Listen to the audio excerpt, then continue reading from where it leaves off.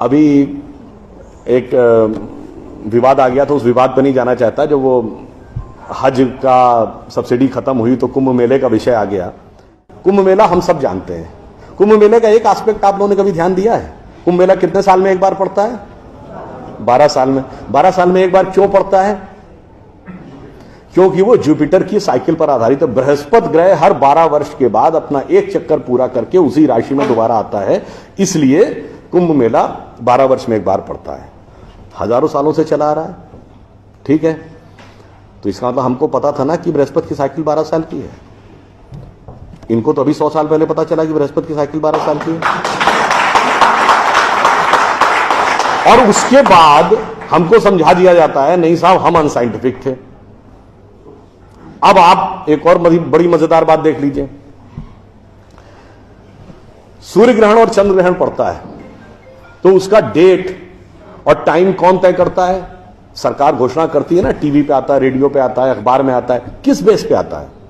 NASA की physical observatory बताती है कि फलां तारीख को इतने बज के इतने मिनट पे सूर्य ग्रहण या चंद्र ग्रहण पड़ेगा, सोलर इक्लिप्स और ल्यूनर इक्लिप्स। मगर ये बताइए 1950 से पहले तो नासा की ऑब्जर्वेटरी नहीं थी। 1920 में जब अल्बर्ट आइंस्टीन ने रिलेटिविटी की थ्योरी दी, उससे पहले रिलेटिव मोशंस ऑफ प्लैनेट नहीं पता था। सॉरी, 1916 में। 1920 में एडविन हबल एक साइंटिस्ट हुए जिन्होंने एक्सपेंडिंग यूनिवर्स की थ्योरी दी, उससे पहले एक्सपेंशन ऑफ यूनिवर्स नहीं पता था। 1900 में मैक्स प्लैंक साइंटिस्ट हुए जिन्होंने लाइट की क्वांटम की थ्योरी दी, फोटॉन्स वाली, उससे पहले प्रोपोगेशन ऑफ लाइट ही नहीं पता था।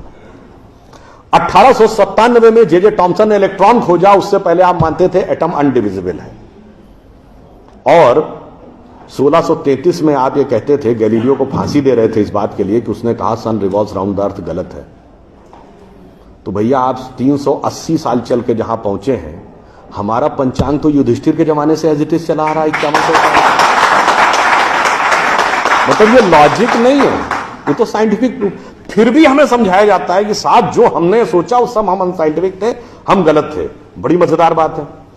इन ए स्पैन ऑफ लिविंग जनरेशन 50 साल में, देखिए ये जो अर्बन नक्सल्स थे उन्होंने हमारे दिमागों में क्या क्या भरा और फैक्ट क्या था। 50 साल पहले जिस जिस चीज का मजाक उड़ाया गया वो चीज आज ठीक उसके उलट हो गई। 50 साल पहले कहते थे अरे यार ये अगर खेती करनी है तो mechanised farming, chemical fertiliser use करो। गाय के गोबर से कोई खेती होती? आदमी चांद पे पहुंच गया, तुम गाय के गोबर पे पड़े हो।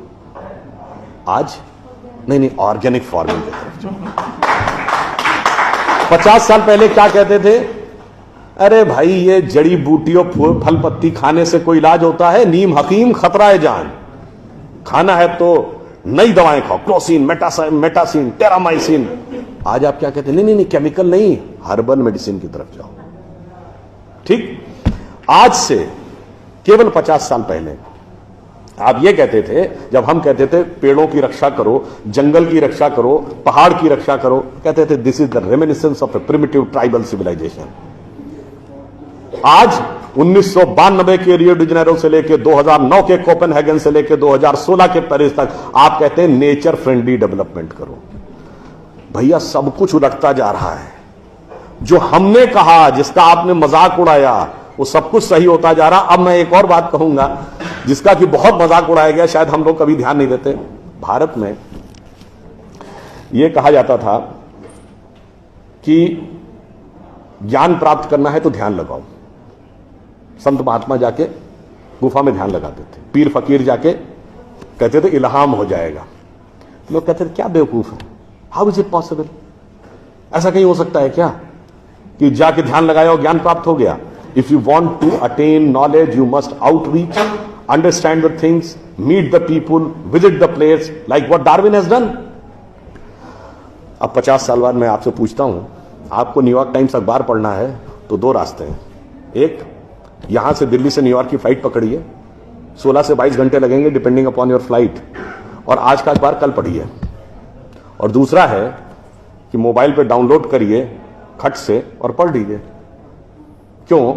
आपके हाथ में डिवाइस है, जिसने डिवाइस बनाई उसने सॉफ्टवेयर भी बनाया है, और जिसने सॉफ्टवेयर बनाया उसने सपोर्टिंग नेटवर्क भी बनाया है।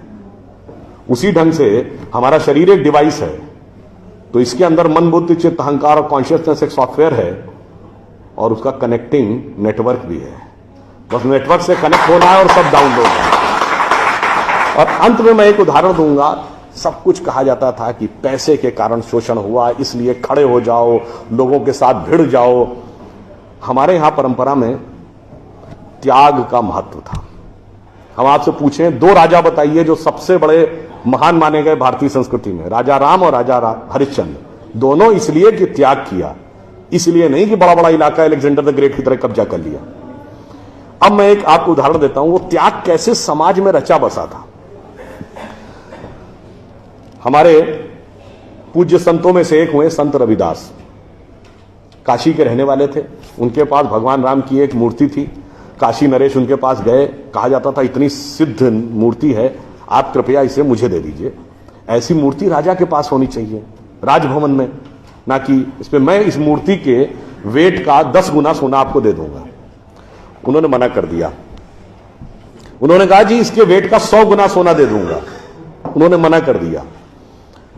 तो राजा को थोड़ा क्रोध आ गया। उसने कहा ऐसा है रैदास जी, आज जिस झोपड़ी में रह रहे हैं इसमें जितना सोना आ सकता हो नीचे से ऊपर तक उतना भर लीजिए, उतना मैं आपको देने को तैयार हूं। तो एक बार उनकी पत्नी का मन आया कि भाई ऐसा बढ़िया ऑफर नहीं मिलेगा, अब हमें इस पर विचार कर लेना चाहिए। रैदास ने क्या जवाब दिया? एक मोरो राम नाम धन, एक मोरी आशा, ऊ धन आई है ई चले गई है, ना चाहे भगत रैदासा। मना कर दिया। रैदास जी क्या थे? वो जूते बनाते थे, आज की परिभाषा के अनुसार दलित थे। अब आप आइए, संत कबीर जुलाहा थे, आज की परिभाषा के अनुसार ओबीसी। जब उन्होंने उनके बेटे ने भगवान के भजन के बजाय पैसा कमाना शुरू किया तो कबीर ने क्या कहा? उनके बेटे का नाम था कमाल। उन्होंने कहा बूढ़ा वंश कबीर का, उपजा पूत कमाल, और हरि का भजना छोड़ के घर ले आया माल। यानी उन्होंने उसको डिस्कार्ड किया। आप त्याग में रह के दिखाएंगे। अब आप आइए, मीराबाई राज परिवार की थी आज के हिसाब से, फॉरवर्ड। और उन्होंने क्या कहा? पायो जी मैंने राम रतन धन पायो, और जन्म जन्म की पूंजी पाई बाकी सबे लुटायो। उन्होंने भी पैसे की तरफ नहीं रहा। और अंत में ये सब एक ही कंटेम्परेरी है, तुलसीदास जिन्होंने रामचरितमानस लिखी, वो ब्राह्मण थे, फॉरवर्ड आज के जमाने के हिसाब से। कहा जाता अकबर उनके पास गए।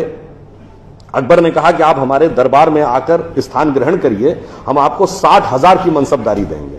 उस जमाने में मनसबदारी एक रैंक होती थी।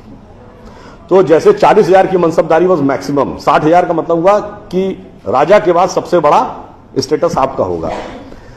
तो तुलसी ने क्या जवाब दिया? हम तो सेवक राम के हियो धरे दरबार, हमारे तो हृदय में भगवान राम का दरबार धरा हुआ है।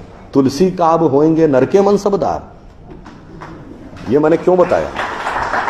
जो बातें ये अर्बन नक्सलिस्ट समझाते हैं कि शोषण किया गया, कैपिटलिज्म किया गया, अगर मार्क्स ने कहा धर्म एक अफीम है जो गरीबों को पिला दी जाती है ताकि अमीर उस पर हुकूमत करता रहे, पर यहां ऐसा नहीं था। मैंने दिखाया समाज का निचला वर्ग हो, मध्यम वर्ग हो, उच्च वर्ग हो, राज करने वाला वर्ग हो, सबने कहा जो त्याग करेगा वो महान होगा। इसीलिए हमारे यहां महात्मा गांधी महान हुए, ना कि प्रधानमंत्री रहने वाले नेहरू महान। तो इसलिए मैं अंत में ये कहूंगा आप सभी लोगों से कि ये जो मायावी रावण साधु का वेश बना के आता है, सूक्ष्म दृष्टि से इसको समझिए और आश्वस्त रहिए कि वो चाहे कितना भी मायावी हो, अंत में विजय हमारी ही होगी, क्योंकि हम आज दुनिया के यंगेस्ट नेशन है। जैसा अभी नलपत जी ने कहा ना कि भाई people like us we are in minority. हम देश दुनिया के सबसे युवा देश हैं, यह सत्य है, मगर यह अर्ध सत्य है। हम सबसे युवा देश और सबसे प्राचीन सभ्यता है। We are the youngest nation and the oldest civilisation. तो एक गौरवशाली हमारा भूतकाल है और एक शानदार भविष्य है जो हमारी प्रतीक्षा कर रहा है। बस बीच के इस माया के प्रपंचों को से हम बचे रहें तो कहीं कोई संदेह नहीं है। एक पंक्ति कहकर समाप्त करूंगा कि गौरवशाली था भूत, भविष्य भी महान है, अगर संभालें आप उसे जो वर्तमान है। धन्यवाद।